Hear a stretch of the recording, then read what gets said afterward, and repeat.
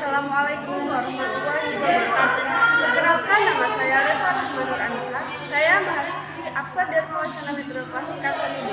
Di sini saya akan mengajarkan kepada kalian tata cara batuk efektif. Yang pertama, kita bisa menggunakan tisu. Caranya, sediakan tisu, lalu tempelkan pada area hidung dan mulut. Setelah itu jangan lupa dibuang ke tempat sampah.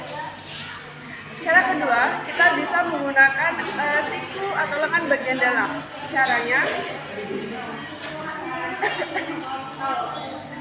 cara ketiga, kita bisa menggunakan masker. Caranya,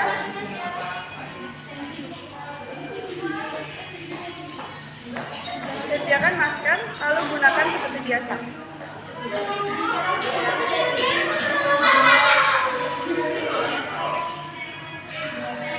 Demikian tadi tata cara batuk efektif yang saya ajarkan.